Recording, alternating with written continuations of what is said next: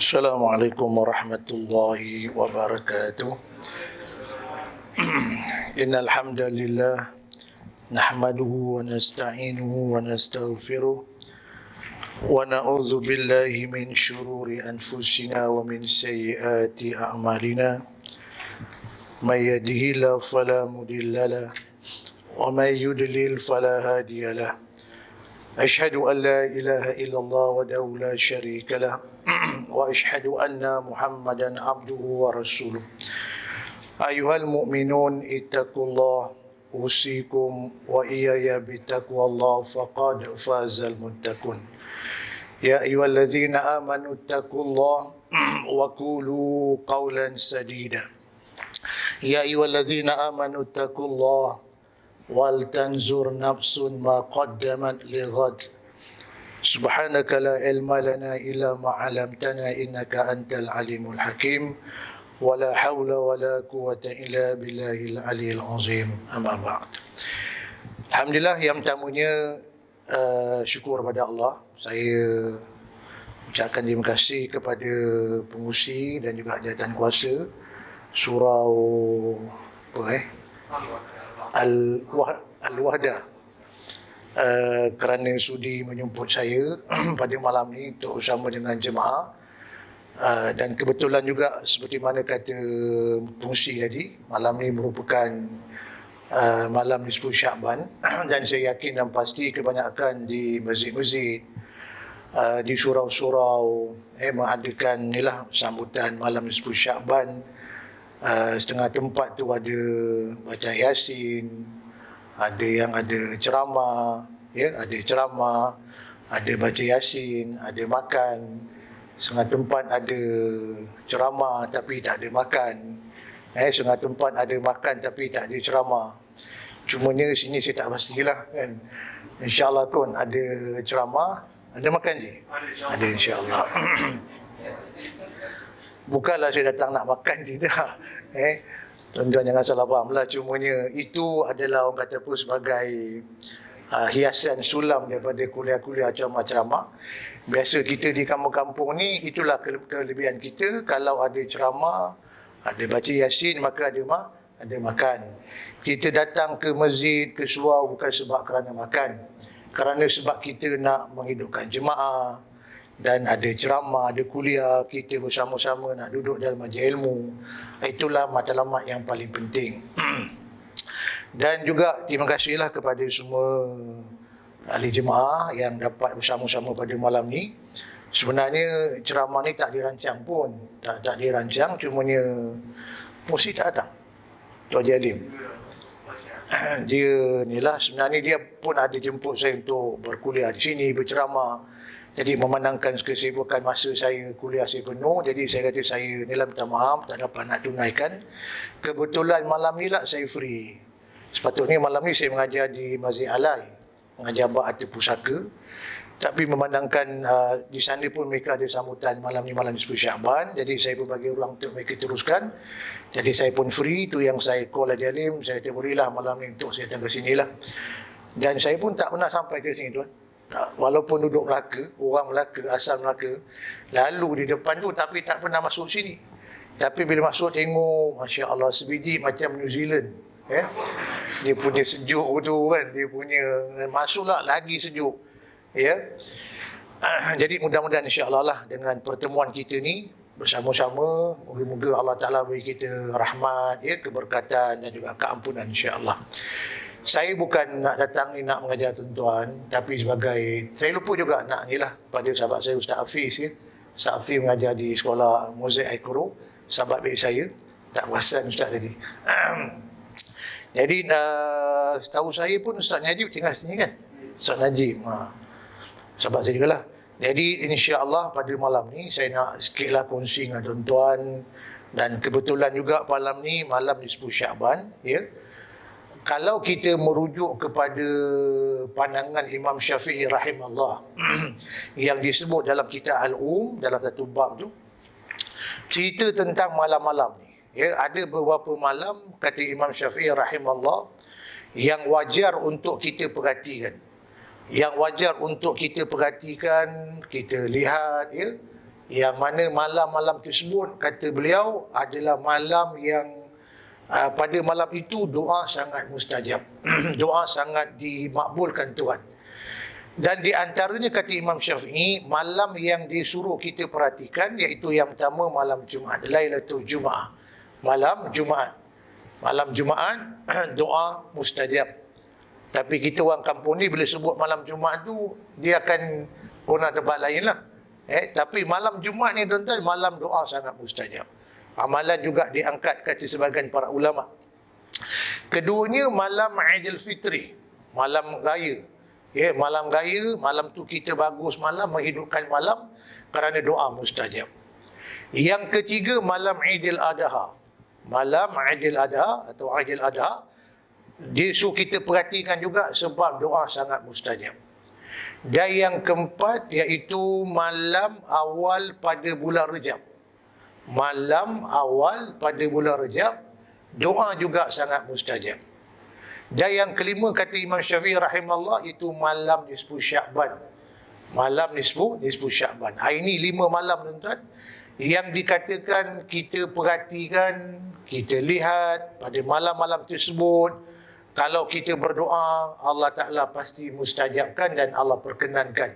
Ya, dan kebetulan malam ni pula dan kita jumpa 2 malam tu lah. Satu malam Jumaat, yang kedua pula malam ni malam nisfu Sya'ban. Mana ada 2 kelebihan malam ni lah. Satu malam Jumaat, yang kedua malam nisfu Sya'ban. Jadi saya kira kalau kita membaca hadis-hadis baginda Rasulullah sallallahu alaihi wasallam, ya, ada hadis tuan-tuan yang mana Nabi menerangkan, saya terjemahlah untuk jimatkan masa. Kita sampai apa tuan? Pukul apa kita berhenti? Boleh. Ni dah pukul 8 ni. Kalau saya berhenti pukul 10 boleh?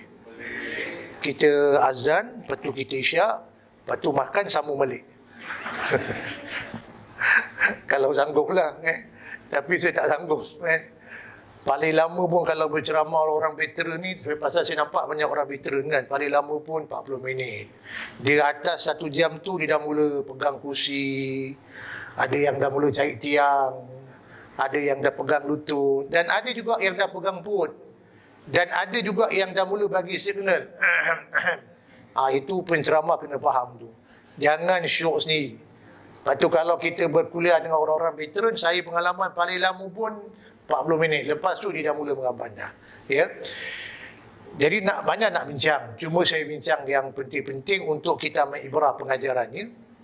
Iaitu tuan-tuan, Nabi sebut dalam hadis yang lebih kurang maksudnya, Nabi kata antara 2 bulan, antara bulan Ramadan dan juga bulan Rejab, di tengah-tengah tu ada bulan Sya'ban. Ada bulan Sya'ban, dan pada bulan Sya'ban itulah kata Rasulullah, orang banyak lalai, leka, alpa, ya. Nah, malam tu Nabi kata amalan diangkat. Amalan manusia diangkat.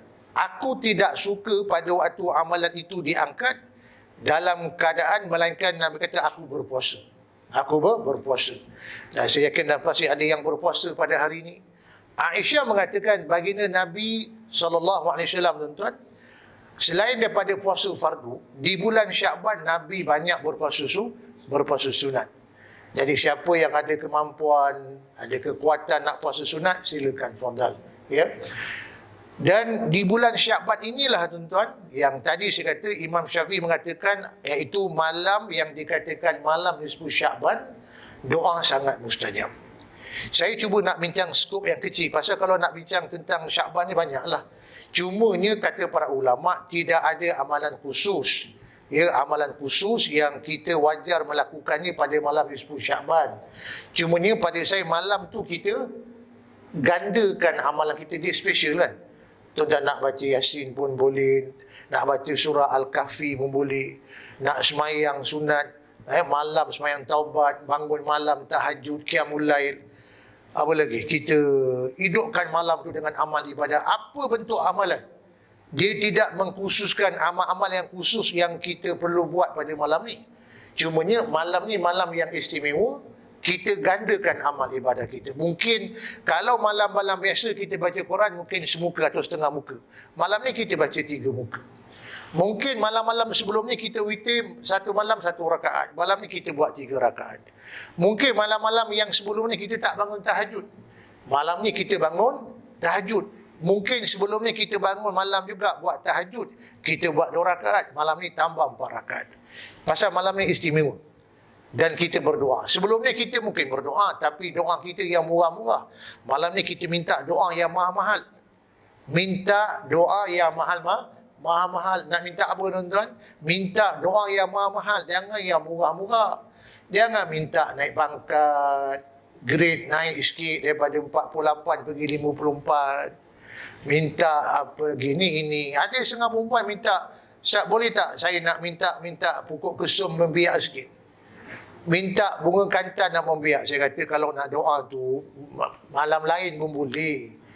Minta yang mahal-mahal. Ya, jangan minta yang murah-murah. Minta kita hidup dengan iman yang sempurna, mati dalam iman, jadi orang yang soleh, ya, dalam kekuatan kita beramal beribadah. Sementara pula kita sekarang ni berada di penghujung akhir zaman, yang sekarang ni masya-Allah tuan-tuan, kita nampak macam-macam hal pula. Macam-macam masalah berlaku dengan musibahnya, kemudaratannya yang ditimpakan ke alam ni. Jadi saya kira malam ni kita minta doa yang mahal-mahal. Saya juga nak cadangkan, kalau sesiapa yang ada hajat, malam ni minta, malam ni doa mustajab. Kalau orang lelaki ada rasa nak menambah cawangan, ya, nak buka cawangan baru, sebelum ni rasa payah sangat nak tambah cawangan. Memang takut berlaku perang teluk, berlaku perang sabit. Marah pula belakang juga. Boleh minta pada malam ni. Tapi jangan pula kaum ibu lah, "Ya Allah, malam ni malam mustajab. Kalau betul suami aku nak minta tambah cawangan, kau butakan mata dia, Allah." Itu janganlah. Doa tu tak dibenarkan oleh agama, kan? Jadi malam ni doa minta yang mahal. Jangan minta yang murah-murah, ya. Kita pun masya-Allah tuan-tuan, dosa banyak, sejarah silam kita, kisah lama kita. Jadi malam ni kita khususkan, kita bermunajat, kita minta kepada Allah, kita bertaubat, minta ampun kepada Allah.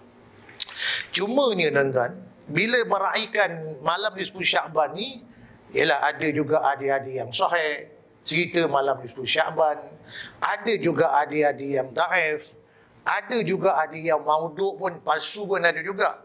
Kerana nakkan fadilah tu, maka ada yang buat adik-adik palsu.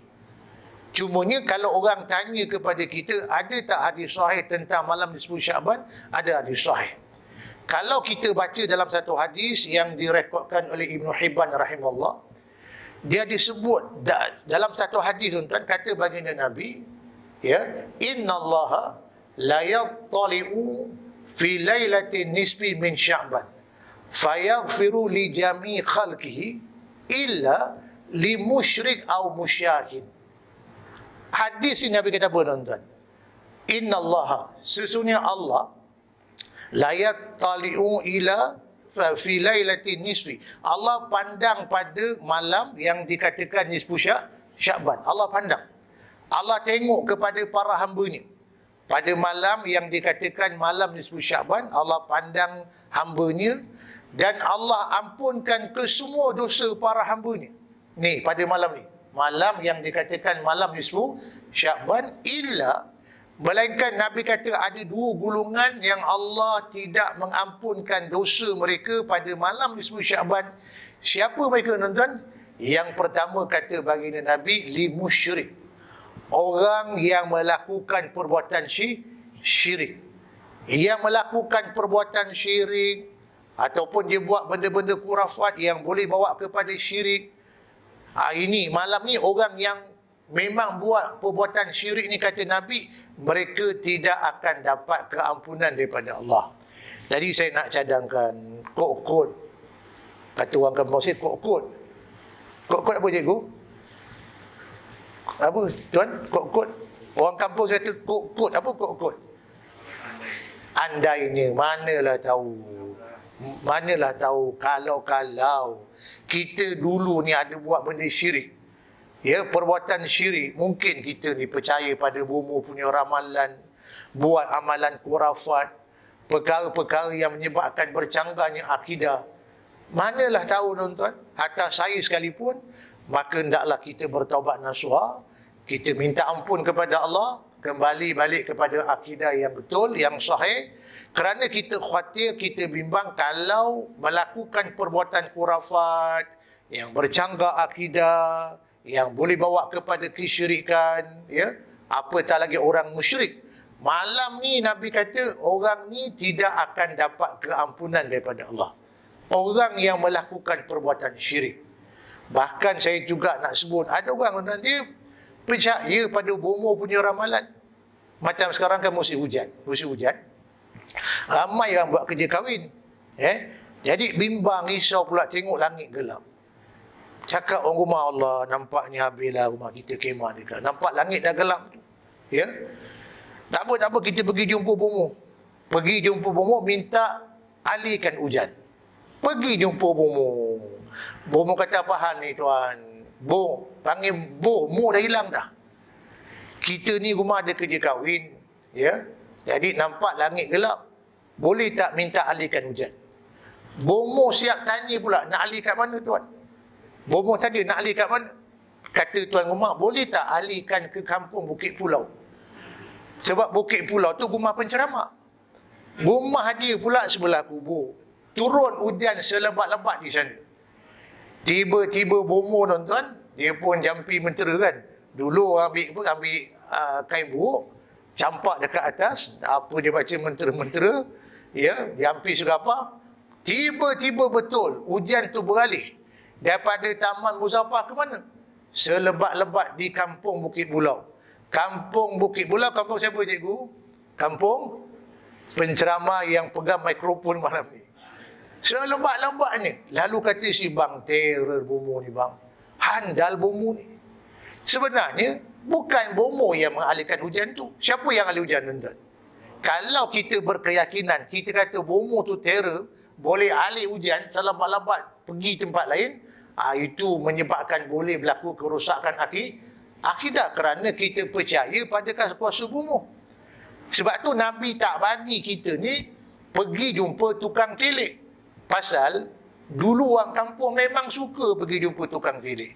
Bahkan saya di kampung-kampung tuan, kalau jadi kendaraan angkat dulang, orang perempuan kan angkat dulang kan, pakailah gelang besar, cici pula gelang tu. Bila cici gelang, hati dah risau, Allah hilang gelang pula bang, mahal saya beli tu. Tapi Julian dia, ya. Suami kata apa-apa, kita pergi jumpa bomoh. Pergi jumpa bomoh. Tanya pada bomoh, tuan, boleh tak tolong saya ni gelang-gelang ni, kat mana jumpa, siapa yang jumpa ni? Bomoh ambil lah mangkuk, lepas tu letak limau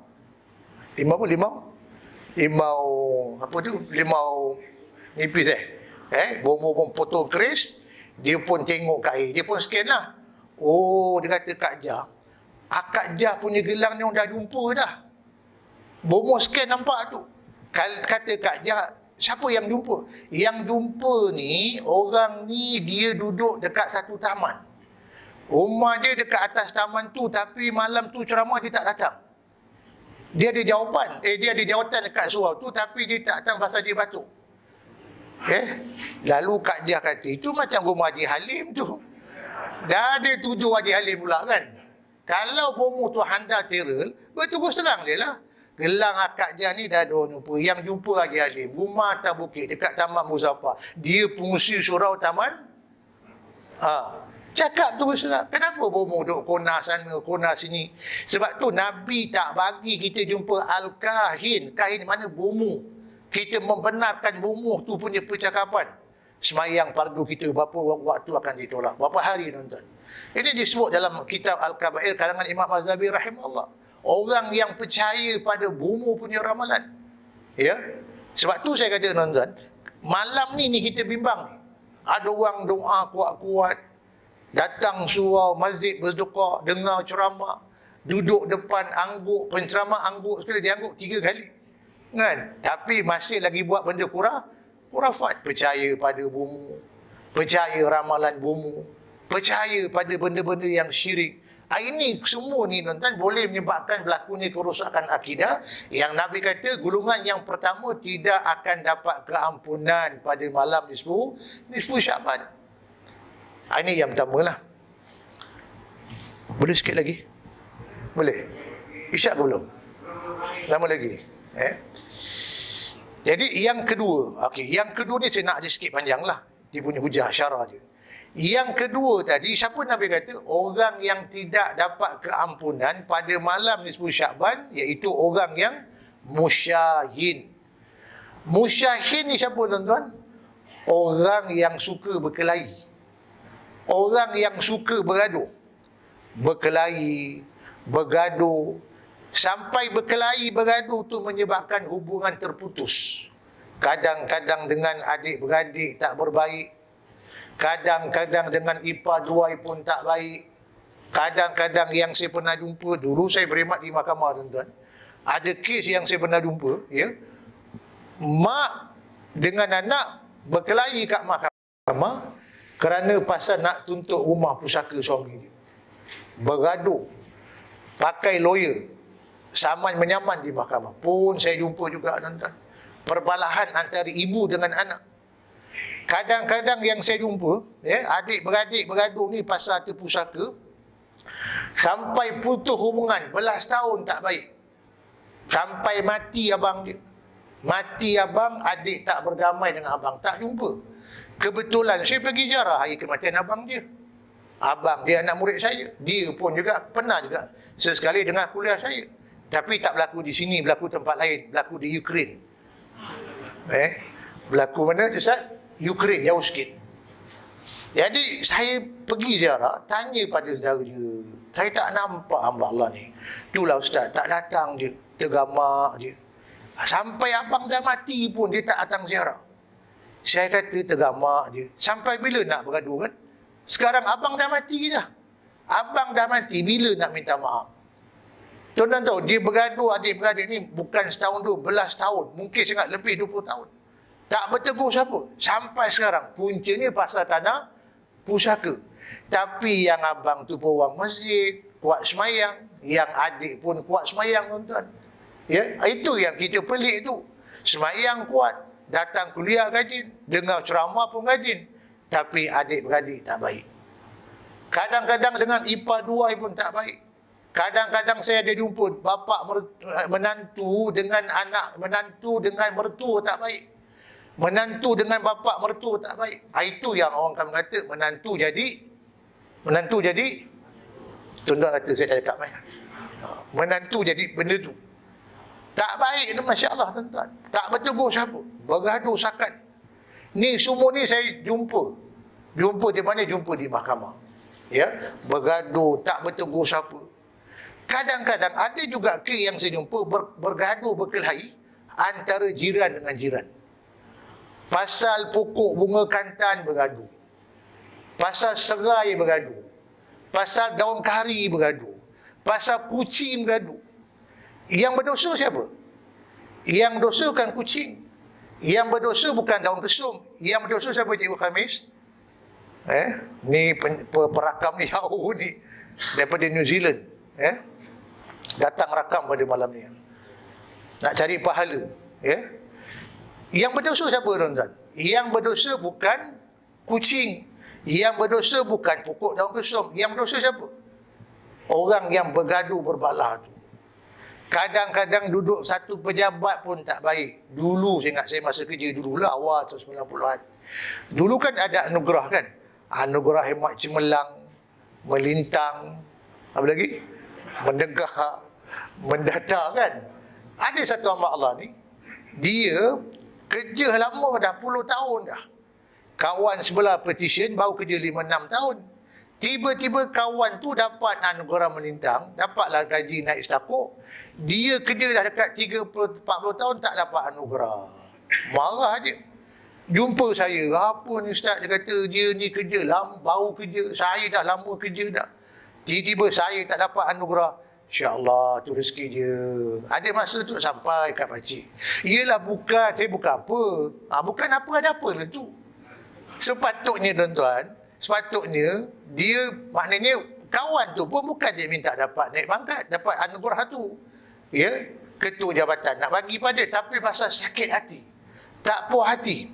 Akhirnya tak tegur siapa. Tak tegur kawan ni, makan tahun tak bertiak. Saya pujuk, janganlah macam tu. Satu masa nanti pakcik dapat rezeki, dapat pangkat insya-Allah. Masin mulut saya tuan-tuan. Lagi setahun dia nak bersama, dapat pingat PBL. Pingat bakti lah lama. Saya ada cik dapat juga pingat tu. Betul saya cakap. Cuma kita jangan hati sakit kalau tengok orang naik pangkat. Tapi nak cerita ni tuan-tuan, sebabkan marah tu, tak bertegur siapa kawan tu, makan tahun. Itu yang masalah tu, hubungan terputus. Kadang-kadang dengan ada saya jumpa dengan orang jatuh kuasa masjid pun tak baik. Tak bertegur siapa, bergaduh. Saya pernah jumpa pegawai syarak dengan pegawai syarak berbalah bergaduh. Bergaduh sampai buat akhir pergi mahkamah tuan. Tapi tak berlaku di sini, berlaku dekat Australia. Bergaduh. Ya, dalam jemaah pun tak baik. Pengusi bergaduh dengan jatuh kuasa, tak bertegur siapa. Ada yang bertumbuk dalam masjid pun, tapi berlaku di Jerman Barat. Tak berlaku di sini. Semua ni tuan-tuan menyebabkan hubungan terputus. Kadang-kadang disebabkan fahaman tak sama. Kadang-kadang disebabkan perjuangan tak sama, logo tak sama, jenama tak sama. Yang seorang ni jenama coklat Cadbury. Yang seorang ni jenama coklat Daim. Sama coklat je. Tapi sebab logo tak sama tuan-tuan, jemput kerja kahwin tak mau datang. Jemput kenduri tak mau datang. Sebab apa? Sebab logo tak sama. Kalau kita tak sama fahaman ke tak sama perjuangan itu, tak sama fahaman perjuangan tu lain cerita tuan-tuan. Tetapi hubungan silaturahim kena jaga. Sebab tu Nabi kata la yadkhulul jannah qati'. Ya. Dalam hadis Bukhari, Nabi kata la yadkhulul jannah qati', yakni qati'ar rahim. Nabi kata tak akan masuk syurga orang yang putuskan hubungan silaturahim. Tak masuk syurga, Nabi kata. Putus hubungan. Putus hubungan ni tu dah makruh ke haram? Kalau kita tak sama pendapat kan, tak ada masalah pun. Dia kata gini, dia kata gini. Beza pendapat, ya, tak ada masalah pun. Sahabat Nabi pun berbeza pendapat. Para ulama pun berbeza pendapat. Tapi mereka berbeza pendapat, hubungan jaga. Tapi kita pula umat akhir zaman ni berbeza pendapat, berbeza fahaman, berbeza perjuangan, menyebabkan hubungan terputus. Putus hubungan, hukum dia makruh ke haram? Hubungan putus, makruh ke haram tuan-tuan? Haram ada dua. Satu haram qat'i. Yang kedua haram jadah, kata orang kampung saya. Dia ada dua haram tu. Satu haram, betul haram. Kedua haram jadah. Haram jadah Ustaz. Kan? Haram lah saya kata tu. Jadi kalaulah tuan-tuan, benda-benda yang mungkin cabang-cabang furu, masail itu, pada saya itu perbezaan pendapat. Tapi hubungan tetap dijaga. Jangan sampai kita putuskan silaturahim. Jumpa salam tak ada. Ada yang saya jumpa tuan-tuan, kan? Dah lah salam tak nak, pandang muka pun tak ada. Ada saya ngajar satu tempat. Ni jiran dengan jiran tuan-tuan. Jiran dengan jiran bergaduh pasal pokok mangga. Pokok mangga, dahan melempai, masuk rumah kawan jiran tu. Daun jatuh banyak. Punyalah dia marah tuan-tuan. Sepatut segi hukum pun, kalau kita tegur dia, cadang dia, kan, dan dia tak potong, kita boleh potong, tak ada masalah pun. Segi hukum tak salah kalau kita dah nasihat jiran kita, dia tak nak potong dahan yang melempai masuk laman kita, bahkan kita boleh potong. Tapi punya marah tu, dia pun duduk rumah taman kan, tutup pintu depan tu, dia sanggup pecah pintu belakang. Tak nak tengok muka jiran tu, bergaduh sakan, makan tahun tak tegur siapa. Hari ini semua-semua ni menyebabkan hubungan terputus. Tapi yang peliknya, semayang rajin, datang kuliah rajin, beramal rajin, pergi haji dah 2-3 kali. Tapi tak berbaik. Tuan-tuan, saya adalah memang banyak pengalaman buat jemaah pergi Mekah, dan pergi Mekah, pergi Madinah, haji, umrah. Kebetulan saya juga salah seorang penceramah kursus haji tabung haji Melaka. Ya. Kadang-kadang bila saya bawa jemaah ke Mekah, di sana pun bergaduh. Doa depan Kaabah minta haji mabrur, ya Allah berikan aku haji mabrur, ya Allah. Tapi dalam hotel bergaduh. Tak, kadang bergaduh pasal buru gigi bergaduh. Pasal sabun bergaduh. Mana mungkin nak dapat haji mabrur? Dan ada yang tak bertegur siapa sampai balik. Hari ini saya kata tuan-tuan menyebabkan hubungan terputus. Sedangkan kita baca hadis tadi, Nabi kata orang yang suka bergaduh, ya, berkelahi, menyebabkan hubungan terputus malam nisfu Sya'ban, mereka tidak akan dapat keampunan daripada Allah. Cumalah saya nak galakkan, saya nak cadang tuan-tuan. Saya cadangkan marilah kita berdamai. Berdamai. Kita kuatkan hubungan, rapatkan saf. InsyaAllah kita bila rapatkan saf? 1 April. Cuma di Melaka belum pasti lagi lah. Kalau kata Melaka pun benarkan untuk rapat saf, kita akan... Isu rapat saf tu memang kita ni lah, kita tunggu. Rapat saf ni, rapatkan saf jemaah ni hubungan kita. Kan? Walaupun berbeza pendapat, berbeza perjuangan, berbeza jenama, yang penting kita menjaga hubungan silaturahim.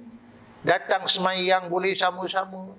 Tuan-tuan pergi Mekah kan? Pergi Mekah. Tengok dekat Masjidil Haram Madinah. Ya? Yang dekat Masjidil Haram tu semua datang satu dunia. Macam-macam mazhab adalah. Ada yang Maliki, ada Hambali, ada Syafi'i, ada ini apa tu. Macam-macam mazhab tuan-tuan.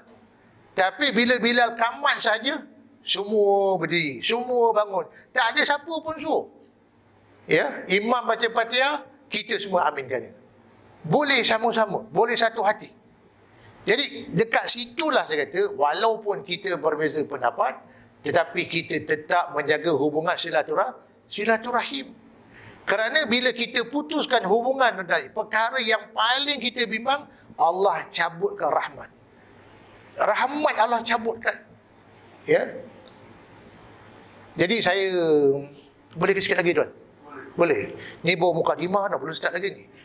Bawa mukadimah. Cumanya saya nak beritahulah, cumanya tuan-tuan, malam ni lah, malam ni orang sibuk beramal, sibuk berdoa, sibuk kita minta ampun kepada Allah. Tetapi jangan lupa tuan-tuan, jangan kita lupa yang di luar tu. Yang di luar tu, Masya Allah, saya rasa kadang-kadang bila saya pergi kuliah mana-mana tuan-tuan, saya nampak ramai ribu ni. Ada setengah tempat lepas Covid yang ada tinggal 4 orang, 5 orang. Bila datang tu sayu hati, tengok masjid besar. Kadang-kadang bilangan tiang lebih banyak pada jemaahnya. Sepatutnya tuan-tuan, bila pintu masjid dah dibuka, pintu kuliah dah dibuka, sepatutnya orang bertambah ramai.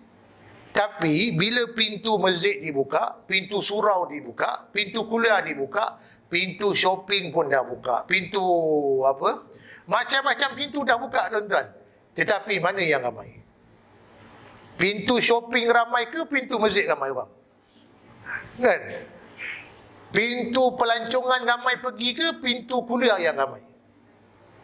Kita nak pergi melancong tak salah, kan? Nak pergi berziarah tak salah. Tapi Masya Allah masjid tuan-tuan sunyi je. Tak ada orang, kosong. Kadang-kadang saya tengok orang dekat kedai warung kopi lebih ramai berbanding orang di masjid. Seolah-olahnya macam dekat kedai kopi tu tak ada kuman, masjid ada kuman. Ya, punya takut nak pergi masjid tu. Ada setengah tempat sengaja. Saya call Ji, lama tak datang lah, takutlah ustaz. Kan? Takut nak pergi masjid ni, kuman banyak. Kebetulan saya pergi orang kahwin, tak jumpa kat orang kahwin. Makan 2 pinggan laju. Kat sinilah tempat lain. Saya kata, kat sini datang pula. Sini okey Ustaz, tak apa. Saya kata, masjid lagi okey kan? Tenang, bersih, sunyi, tempat para malaikat. Kerja kahwin boleh pergi, kedai kopi boleh lepak, tapi masjid tak boleh alasan kerana takut kuman. Tuan-tuan, dalam keadaan macam-macam musibah berlaku tuan-tuan. Dengan Covid masih tak berakhir, macam-macam bentuk dia punya apa. Saya pun sebenarnya ni mantan pesakit Covid tuan-tuan, mantan. tanpa sakit COVID. Dah 3 minggu dah ambil kuarantin kan. Jadi saya pun positif, anak pun positif, ya, dah pun kuarantin, dah tamat tuan-tuan. Cumanya saya tanya pada yang mantan-mantan yang lama, waktu yang COVID mula-mula dulu kan tak ada selera makan kan. Selera makan tak ada, hilang selera. Tapi saya kata berbeza pula yang baru ni, yang Omicron, mak COVID. Saya kata saya lah bertambah selera makan. Tengah-tengah COVID tu kata rumah saya, bang, makan makin laju.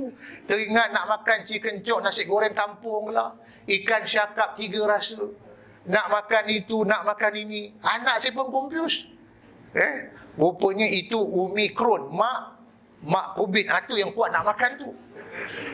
Lepas ni tak tahu agaknya Abikron pula dengan bapak COVID. Ya. Tapi itulah tuan-tuan, cerita pasal musibah-musibah. Kan bertalu-talu kan dengan COVID tak berakhir. Dengan banjir, hujan, dengan macam-macam hal berlaku tuan-tuan.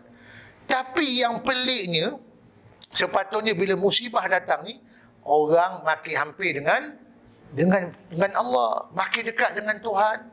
Masjid penuh ramai. Kuliah ramai, Masya Allah. Orang makin dekat dengan Allah. Tapi yang sekarang yang kita lihat, Masya Allah, tuan-tuan, orang makin jauh. Dalam satu ayat, apalah sebut Allah bagi peringatan. Allah sebut dalam satu ayat, tuan-tuan, kata Allah, wa anibu ila rabbikum wa aslimu lahu min qabli ayyatiyakumul azab summa la tunsarun, kata Allah. Allah sebut, Allah bagi peringatan pada kita. Wa anibu ila rabbikum. Dan kamu kembalilah kepada Rabb Tuhan kamu. Allah kata, dia suruh kita kembali pada siapa? Wa anibu ila rabbikum. Kamu kembalilah kepada Tuhan kamu. Wa aslimu lahu. Dan kamu serahkan semua urusan kamu kepada Rabb kamu, kata Allah. Satu, Allah suruh kita balik-balik pada dia. Serah urusan kepada dia. Min qabli ayyatiyakumul azab. Quran kata sebelum azab didatangkan. Summa la tunsarun. Kemudian Allah kata kamu tidak akan ditolong lagi, kata Allah. Tapi kalau tuan-tuan perhati ayat yang saya baca ni, tuan-tuan, Allah kata kamu kembalilah kepada Tuhan kamu, satu, betul. Kedua, kamu serahkan urusan kamu kepada Allah, Tuhan kamulah. Sebelum azab didatangkan. Sebelum azab datang, maknanya sebelum azab timpa pada kita, kalau kita berdoa, Allah tak mau tolong kita lagi dah. Tapi sekarang ni tuan-tuan, azab dah sampai ke belum? Musibah dah turun ke belum? Azab dah sampai. Musibah dah turun. Macam-macam musibah yang berlaku sekarang. Tapi yang sedih tuan, manusia tak nak kembali kepada Allah. Manusia tak nak serahkan urusan kepada Allah. Ya? Semua urusan serah pada siapa? Serah kepada makhluk. Kita lebih yakin kepada makhluk, lebih takut kepada makhluk berbanding takut kita kepada Allah. Nabi ajar kita serah urusan kepada Allah, yakin kepada Allah, takut kepada Allah. Tapi hari ini tuan-tuan, orang lebih takut kepada siapa? Takut kepada makhluk, serah kepada makhluk. Dan Allah kata ayat tadi, sebelum azab diturunkan, kemudian Allah kata kamu tidak akan lagi ditolong. Seolah-olah ni tuan-tuan, sekarang ni azab dah turun dah. Bak kata siapa tu apa filem tu? Filem si Jamil tu. Filem Jamil yang ada 3 bini tu. Latifah, Hasna dengan Rohani. Filem Madu 3. Jamil punya kekuatan disokong oleh bapa mertuanya, Ahmad Nisbu. Ya, tu kekuatan Jamil tu. Bila balak nak sampai tuan-tuan, kan Jamil nak pergi bapa mentua nak pergi semayang. Apa kata Jamil? Balak dah sampai dah. Balak dah sampai depan rumah, nak minta apa lagi? Tuan-tuan, filem tu kalau tuan-tuan tengok, banyak pengajaran yang nak disampaikan kepada kita. Ya. Jadi saya kata sekarang ni ayat yang saya baca tadi, kata Allah tak beritahu sebelum azab sampai, kamu tak akan ditolong lagi dah. Sekarang azab dah turun tuan. Musibah bertalu-talu. Tapi manusia leka, lalai. Yang buat mungkar masih terus melakukan kemungkaran. Yang tak semayang masih terus tak semayang. Yang bergaduh masih terus bergaduh. Yang dedahkan aurat masih terus mendedahkan aurat. Yang tikam nombor ekor masih tikam lagi nombor ekor. Dulu saya jadi pendakwa raya di mahkamah. Tuduh kes di mahkamah, tuan-tuan. Dululah sebelum bencin dulu. Ada satu kes itu dulu. Satu mak Allah ni orang tua lah. Dia masuk kedai Magnum Sport Toto. Kadang-kadang masuk Magnum Sport Toto, kadang-kadang dia masuk Damacai. Pejabat agama dapat tangkap. Bila dapat tangkap, kita siasat, tuduh ke kat mahkamah. Saya yang sedih ni tuan, iaitu dia tu orang ni, hamba Allah ni umur dah dekat 70-an. Tuduh ke kat mahkamah. Saya kata, cik, pasal apalah Pak Cik masuk kedai Magnum Sport Toto ni? Kedai Magnum Sport Toto jual apa tuan? Kalau tuan nak pergi kat Ekron, ada kedai Magnum Sport Toto ataupun Damacai. Kedai tu jual apa tuan? Ubi kentang ke? Cili ke? Kedai tu jual apa Ustaz? Jual apa? Nombor ekor kan? Berapa sekeping kan nombor tu? Ni bukan nak kena tidak ni kan? Saya kata, cik, kenapalah Pak Cik beli nombor ekor ni? Dia boleh 40 keping tuan. Saya kata patut Pak Cik usia dah senja ni banyak duduk kat masjid, dengar kuliah, beramal ibadat. Pasal apa Pak Cik pergi beli nombor ekor ni? Pandai jawab, Ustaz, saya nak cari rezeki halal. Saya kata, halal mana? Halal tu dah confirm haram. Kan? Lepas tu saya kata, saya tempat ni Ustaz, sudahlah cik, tinggalkanlah. Kan? Dia pun aku salah. Mahkamah jatuh hukuman, denda RM800. Maksimal RM1,000. Dia bayarlah. Bila dia bayar, dia turun daripada ni, dia marah. Dia kata, aku tak halalkan mahkamah ambil denda tu. Aku haramkan dunia akhirat. Saya terdengar, pandai pula haram. Yang dia pergi tikam dia meko tu tak haram pula, saya kata. Kan? Sihan tuan-tuan. Ya, saya difahamkan hamba Allah ni, masih, lepas dia kena tuduh tu, masih lagi masuk kedai judi tu. Umur dah 70 lebih tuan-tuan. Orang gemah dah. Tak berapa lama, dia meninggal dunia. Saya dengar orang Ustaz, dia dah meninggal. Ustaz yang pernah tuduh dia dah meninggal. Sedih saya. Pasal saya tak sempat nak dakwah, nak jumpa, nak tarik dia bawa kepada Allah. Mungkinlah saya ingat dia dah bertaubat. Tapi saya dengar kata, dia masih lagi buat kerja tu. Ya, usia dah senja, dah penghujung tuan-tuan. Azan Azan kan? Boleh tak kita azan sekejap? Kita azan sekejap, lepas tu kita sambung balik. Boleh? Sikit lagi. Kita azan sekejap, jangan ke mana-mana. Kita bertemu lagi selepas azan. Boleh azan sekejap?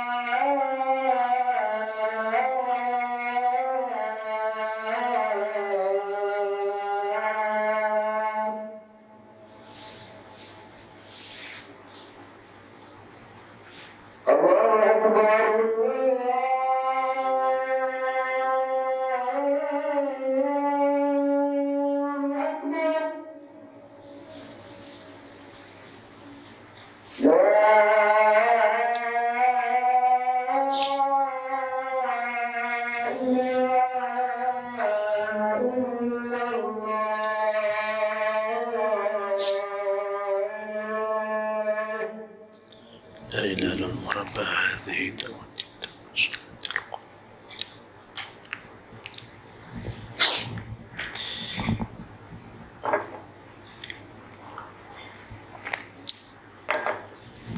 Boleh sikit lagi tuan-tuan? Boleh sikit Mana tadi saya? Jadi saya cadanglah untuk saya juga insya-Allah pada malam, dan kita semua yang hadir malam ni tuan-tuan. Sepatutnya kita ni makin usia kita makin bertambah, kita makin dekat dengan Allah. Pasal Allah suruh kita balik kepadanya. Kita tak nak makin umur kita bertambah. Usia kita makin dah bertambah tuan-tuan. Saya pun dah 50, dekat 50 lebih dah. Tak lama lagi masuk umur dekat 60 dah. Jadi sepatutnya usia kita ni makin bertambah, kita makin dekat dengan Allah. Makin lebih tawajuh, makin bermuhasabah, ya. Dan satu hari satu orang laki-laki Arab Badui datang jumpa Nabi, ya Rasulullah. Dia kata, man khairun nas ya Rasul? Siapakah manusia yang paling baik? Maka Nabi kata kat dia, Nabi kata, khairun nas, manusia yang baik, kata Rasulullah, man tala umuru wa hasuna amalu.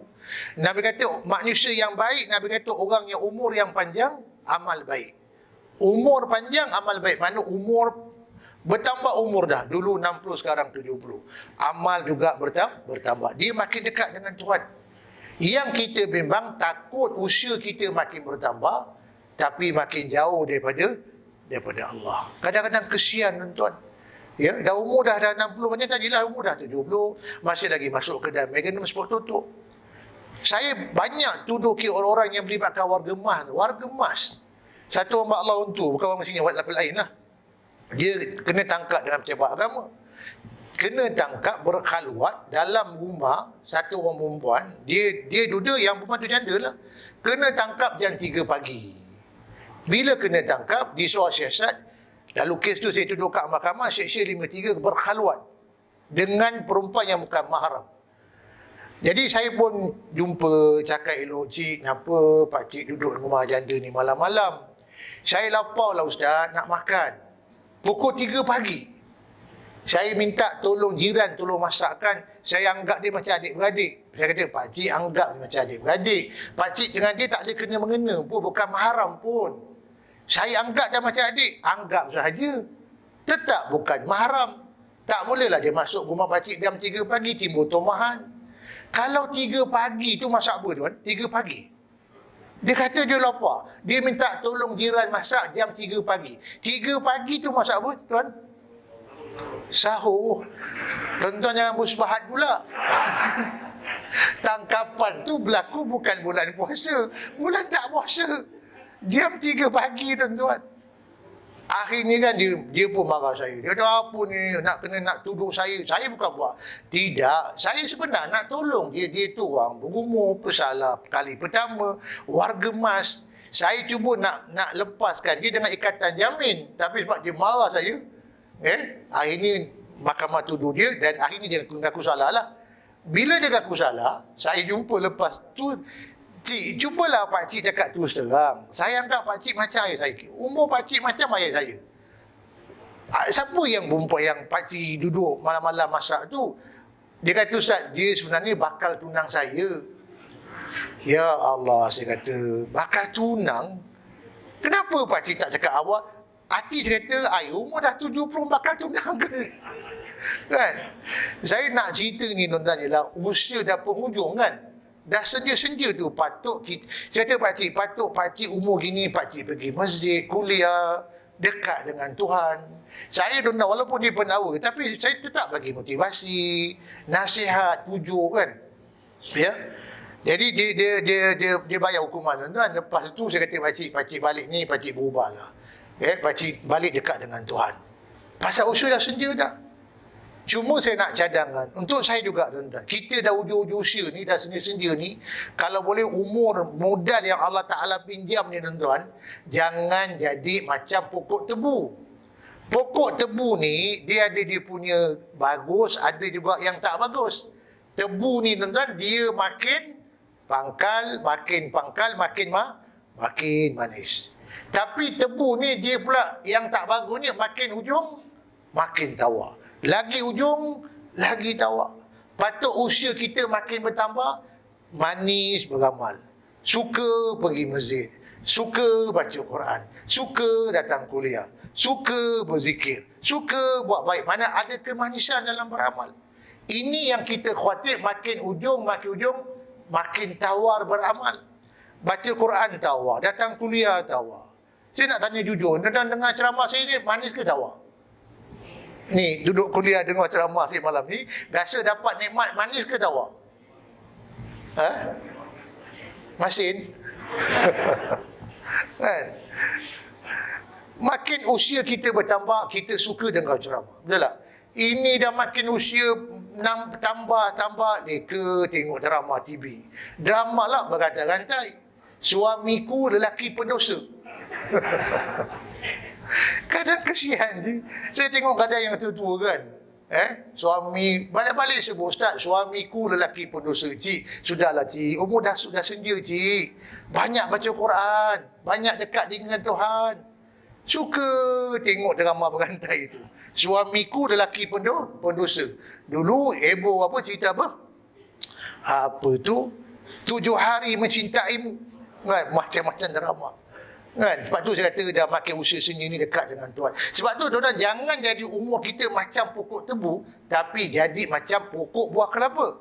Buah kelapa, tengok buah kelapa dia lagi tua, minyak, santan lagi pekat. Betul tak? Di kampung-kampung orang nak masak tahi minyak, mesti kelapa tua. Masak sayur pun kelapa tua lawan sayur muda, bau sedap. Tapi kalau sayur tua, kelapa muda memang tak sedap. Faham tuan? Dia mesti sayur muda lawan kelapa tua. Kalau sayur muda, kelapa muda pun tak sedap. Tapi kalau sayur tua, kelapa tua, lagi tak sedap. Faham tak faham ni? Bagi yang faham je lah. Dia mesti sayur muda lawan kelapa tua. Betul tak? Orang laki-laki ni, orang laki-laki, dia sebenarnya tak sama macam perempuan. Orang laki-laki lagi tua, saham lagi laku. Tak sama macam kau ibu yang minta maaf kat belakang tu. Lagi makin umur tambah, makin tambah saham, makin jatuh. Tapi yang depan-depan ni saham laku ni. Tu haji kita, saya ingat kalau sofa mau je. Cuma tak berani nak jawab. Berani je. Ada satu orang tua, tuan-tuan. Dia datang jumpalah staf saya kat mahkamah. Dia nak minta borang. Dia kata borang nak kembang sayap. Saya kata kat tempat kami ni tak ada borang kembang sayap. Yang ada borang nak tambah lagi. So, borang-borang terlalu Ustaz. Jadi kita bagi dia borang. Rupanya borang nak nikah lagi seorang. Bila diisi borang, tuan-tuan, pegang pen tangan menggigil. Saya ternampak, Ji ada hati nak tambah lagi seorang. Kan? Umur dekat 80 tu. Dia bawa calon tu, saya sangka kan, saya ingat cucu je. Dan saya pun silap. Saya ingat dia nak buat permohonan sijil faraid. Rupa dia nak tambah cawangan tu. Umur dah 80 lebih. Pegang pen tangan gigil. Saya kata ada hati nak tambah lagi seorang. Pegang pen pun tangan gigil. Pandai jawab, Ustaz. Yang gigil cuma tangan gigil, hati belum. Itu lelaki-lelaki punya kelebihan. Dia makin berumur saham lagilah laku. Bila saya tengok muka lelaki-lelaki situ, orang tu dengan muka bakal calon, saya renung balik tengok muka dia, pandang muka calon dia, sebiji macam obat batuk cak ibu dan anak. Macam itulah, tuan-tuan. Ya, saja saya gurau. Sebab tu kan saya kata, jadi usia kita macam pokok buah kelapa. Lagi tua, lagi dekat dengan Tuhan. Suka pergi masjid, suka dengar kuliah, suka baca Quran, seronok berzikir, suka berbuat baik. Cuma yang kita bimbang, takut tu yang Nabi kata, manusia yang baik adalah orang yang umur yang panjang, amal yang bagus. Ya. Jadi saya cadanglah. Saya juga insya-Allah, tuan-tuan. Bukan bermakna saya yang cakap ni lebih baik pada tuan-tuan, tidak. Mungkin yang duduk bawah ni lebih soleh daripada saya, lebih warak daripada saya. Saya nampak macamlah warak, tapi belum tentu, tuan-tuan. Cuma saya galakkan di penghujung-ujung usia kita ni, dan kita pun sekarang macam-macam hal berlaku, tuan-tuan. Tadi saya bilang, marilah kita kembali balik kepada Allah. Dekatkan diri kepada Allah, amalkan perintah Allah. Yang buat maksiat, tinggalkan maksiat. Yang tak tutup aurat semula. Yang tak jaga ibadat. Yang kuat mengumpat, tinggalkan mengumpat. Yang suka fitnah, tinggalkan fitnah. Pasal malam ni kan yang bergaduh kita berdamai balik. Malam ni kita nak berdoa, mustajab doa, ya. Tapi kita masih lagi tak berdamai. Kita masih lagi buat kemungkaran. Kita nakkan keberkatan, tapi kita menolak keberkatan yang nak sampai kepada kita. Sebab tu saya kata, marilah kita sama-sama pakat ramai-ramai. Saya dan kita semua balik kepada siapa? Balik kepada Allah. Tuan-tuan, target Taman Muzaffar ni, kita kena ada target 100% orang taman ni, kita pastikan yang dah akhir balik, semayang berjemaah di mana? Di surau ni. Sini ada duduk selalu semayang Jumaat. Semayang waktu je lah. 100% orang taman solat fardu di masjid. Di surau kita ni. Kuliah macam ni ramai. Kuliah Ustaz Najib ke, kuliah mana-mana Ustaz yang mengajar, kita ramai penuh, tuan-tuan. Pastikan seluruh wanita di tempat kita semua tutup aurat pulang rumah. Anak-anak muda, remaja kita semua jadi anak muda yang taat, soleh, solehah, bertakwa. Dalam kampung kita ni semua hidup aman damai, harmoni, tak ada berlaku hubungan terputus. Kerana Allah janji, tuan-tuan, kalau perkara tu berlaku, apa kata Allah? Walau anna ahlal qura amanu wattaqau lafatahna alaihim barakatim minas sama'i wal ar, kata Allah. Quran kata, kalaulah penduduk satu qura tu kampung lah, kampung ke balad ke negeri, tuan-tuan. Kalau penduduk tu Allah kata mereka amanu, beriman, wattaqau, dan bertakwa, apa kata Allah? La fatahna alaihim, kami turunkan untuk mereka. Allah turunkan bagi mereka di qura, di tempat itu, kata Allah, barakah minas sama'i wal ard, turun barakah, langit turun barakah, bumi keluar barakah. Bila, tuan-tuan? Bila tempat tu ada orang beriman dan ada orang bertakwa. Tapi Allah kata apa? Walakin kazzabu, banyak mereka yang mendustakan kami, kata Allah. Fa'akhadnahum bima kanu yaksibun, maka Allah kata kami azab mereka sebab dengan apa yang telah mereka lakukan, kata Allah. Ya, hari ini tuan-tuan tengok, dengan mungkar, dengan maksiat, macam-macam, tuan-tuan. Ya, itu pun manusia tak balik-balik kepada Allah. Yang engkar tentang engkar, yang makin jauh bertambah jauh. Kita rasa, tuan, di sini berapa jumlah orang Islam, tuan? Di Taman Muzaffar ni, berapa jumlah? Ada 100%. Berapa jumlah orang Islam? Ada 1000. Cuba kita kira, ada 1000 tak? Berapa yang datang semayang berjemaah? Berapa yang datang kuliah? Cuba kita buat kajian. Ya. Kita nak tempat kita berlaku macam dekat zaman Nabi, Madinah Al-Munawwarah. 100% orang lelaki-lelaki solat dekat Masjid Nabawi. Ya. 100% orang taat pada perintah Allah. Sebab tu kita seronok kan pergi Nabawi. Lama tak pergi 2 tahun dan saya biasa buat jemaah lah. Kita kalau masuk Madinah kan, masuk Madinah saja hati kat siapa? Tenang dia, lapang dada. Itu belum jarak makan Rasulullah. Bila nak sebut Assalamualaikum ya Rasulullah, air mata mula berlinang. Dah lah. Nak balik lagi sedih, Al-Wida ya Rasulullah, selamat tinggal ya Rasulullah. Bayangkan tuan-tuan. Ya, dah masuk Madinah dah tenang dah. Lalu bumi Madinah. Bayangkan. Jadi kita nak taman kita ni jadi macam bumi Madinah. Orang luar masuk Taman Muzaffar, tengok bumbung rumah, tenang dadu. Tengok pokok, hati lapang. Saya tadi masuk kan, ya Allah sejuknya. Cakap dengan sahabat saya, sejuknya kan. Masuk surau lagi sejuk. Terasa macam dekat Nabawi. Terasa berada dekat taman-taman syurga. Pasal lalu kan pokok kan gedung je. Ya. Jadi kita nakkan tempat kita macam tu. Orang lalu tempat kita, orang dapat hidayah. Orang tengok muka kita pun dapat hidayah. Kita nak macam tu, tuan-tuan. Pasal ada orang, memang Allah bagi kelebihan. Tengok muka dia orang rasa tenang.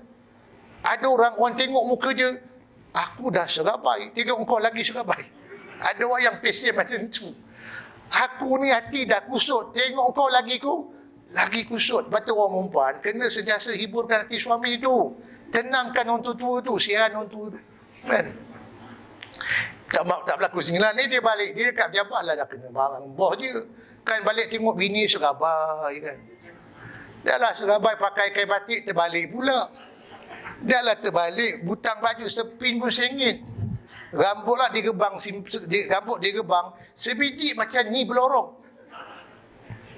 Yang orang tua tu confused kan. Malam-malam tidurlah sepuk budak sejuk. Terkejut orang tua tu. Langsui mana pula malam-malam buta ni.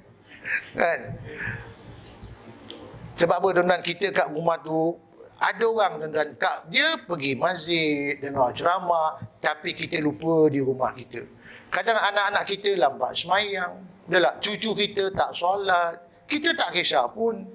Kita datang kuliah, tapi yang kat rumah tu tak datang kuliah. Ya.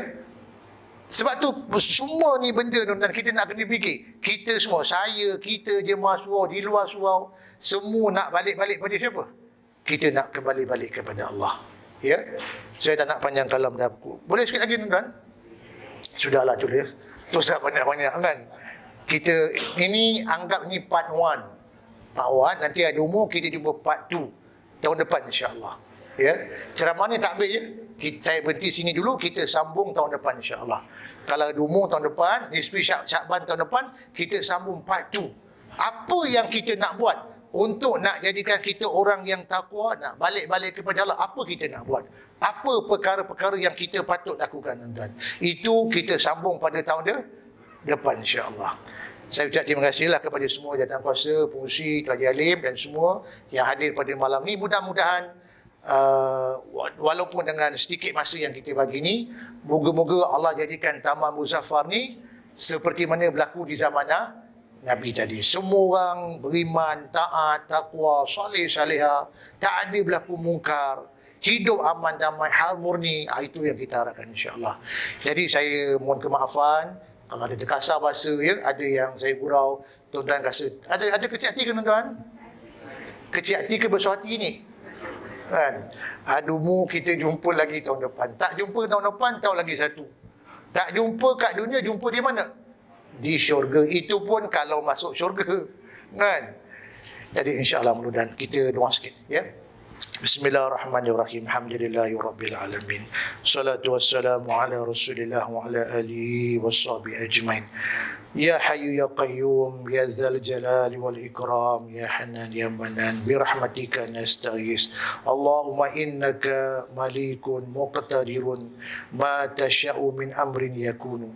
Ya Allah ya Rabbana ya Tuhan kami beramai-ramai berdoa kepadamu ya Allah pada malam ini, malam Jumaat, dan berkebetulan malam ini merupakan malam yang mulia, malam nisfu Sya'ban ya Allah, yang kau janjikan keberkatan, keampunan pada malam ini. Doa sangat mustajab. Kami mengharapkan ya Allah, moga-moga pada malam yang barakah ini kau pandanglah kami dengan penuh rahmat-Mu, pandanglah kami dengan penuh rasa kasih sayang-Mu ya Allah. Ya Tuhan kami, ampunilah kami ya Allah. Kami akur, kami banyak menzalimi diri kami sendiri ya Allah.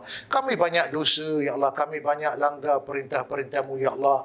Kami mencuaikan perintah-perintah-Mu ya Allah. Ya Tuhan kami mohon kepada-Mu ya Allah, mudah-mudahan pada malam nisfu Sya'ban yang barakah ini, jadikan kami ini orang-orang yang benar-benar taat kepada perintah-Mu ya Allah. Jadikan kami orang yang taat, orang yang soleh, orang yang beriman, orang-orang yang bertakwa ya Allah. Berikan kami istiqamah untuk kami sentiasa taat perintah-Mu, meninggalkan segala larangan-Mu ya Allah. Ya Tuhan kami, firman-Mu adalah benar. Kau telah berfirman, kullu nafsin zaikatul maut. Tiap-tiap yang bernyawa pasti akan mati. Kami akur satu hari nanti pasti kami akan mati.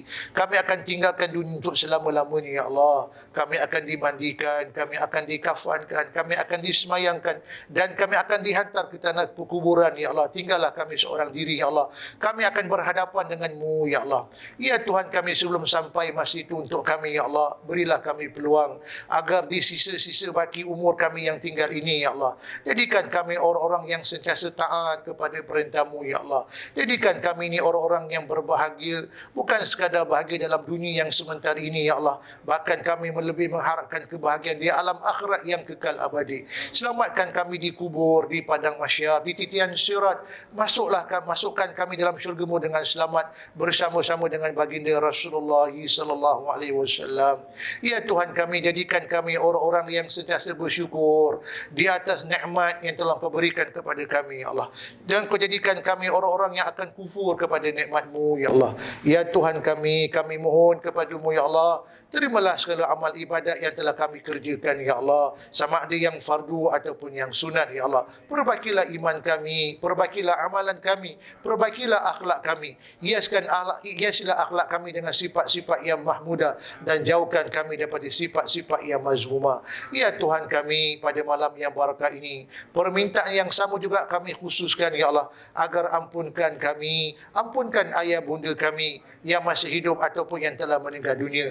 Kami akur, kami tak mampu nak balas jasa mereka ya Allah. Hanya doa yang kami pohonkan untuk mereka ya Allah, panjangkan umur mereka dalam kebaikan. Untuk ibu dan ayah kami yang telah meninggal dunia, tempatkan roh mereka bersama orang-orang yang beriman, bersama orang yang soleh solehah. Lapangkan kubur mereka, selamatkan mereka di kubur ya Allah. Jadikan kubur mereka seperti taman-taman syurga ya Allah. Terangkan kubur mereka dengan cahaya-Mu. Rahmatilah mereka di alam kubur. Ya Tuhan kami, ampunkan anak-anak kami ya Allah. Jadikan anak-anak kami anak yang taat, soleh, beriman, bertakwa. Ampunkan adik-beradik kami, saudara mara kami, guru-guru kami, orang-orang kampung kami, orang-orang taman kami, seluruh kaum muslimin muslimat yang masih hidup ataupun yang telah meninggal dunia. Ampunkan umat Nabi sallallahu alaihi wasallam. Berikan kerahmatan pada umat Nabi sallallahu alaihi wasallam. Ya Tuhan kami, turunkan rahmat berkat di taman kami ini ya Allah. Jadikan semua orang-orang taman kami ini orang-orang yang beriman, seperti mana berlaku di zaman Nabi di Madinah Al-Munawwarah ya Allah. Agar 100% orang lelaki semayang berjemaah di tempat ini, di surau-Mu ya Allah, di rumah-Mu ya Allah. Seluruh wanita di tempat kami tutup aurat dengan sempurna, dan anak-anak taman kami jadi anak yang taat, soleh-solehah, beriman dan bertakwa. Ya Tuhan kami, selamatkan taman kami, negeri kami, negara kami daripada segala musibah, bahaya bencana yang masih berlaku di tempat kami, ya Allah. Selamatkan kami semua daripada kuman yang berebak di tempat kami, ya Allah. Lindungilah kami semua, ya Allah. Angkatlah wabak ini, ya Allah. Kami akur, kami saudara ini semua datang daripada-Mu, ya Allah. Kau mengajar kepada kami agar apa sahaja yang menimpa kepada kami, agar kami kembali kepada-Mu dengan kami mengatakan inna lillahi wa inna ilaihi raji'un. Ya Tuhan kami datang daripada-Mu, ya Allah, dan kami akan kembali kepada-Mu, ya Allah. Kami tidak pandai berdoa, ya Allah. Kami berdoa dalam bahasa kami, ya Allah. Apa yang baik itulah yang kami pohonkan, dan apa yang tidak baik itulah yang kami minta jauhkan daripada-Mu, ya Allah. Kabulkan doa kami, kabulkan harapan kami, cita-cita kami, hajat kami pada malam ni Nisfu Sya'ban yang sangat barakah ini, ya Allah. Ya Tuhan kami, apa yang Nabi kami mendoakan untuk kami umat di akhir zaman, itulah yang kami minta daripada-Mu, ya Allah. Dan apa yang Nabi kami minta agar kami dijauhkan daripada segala keburukan dan kemudaratan untuk kami, itulah yang kami minta jauhkan untuk diri kami ini, ya Allah. Kabulkan doa kami, ya Allah.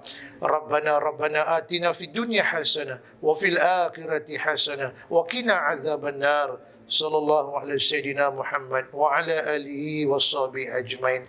Walhamdulillahi rabbil alamin.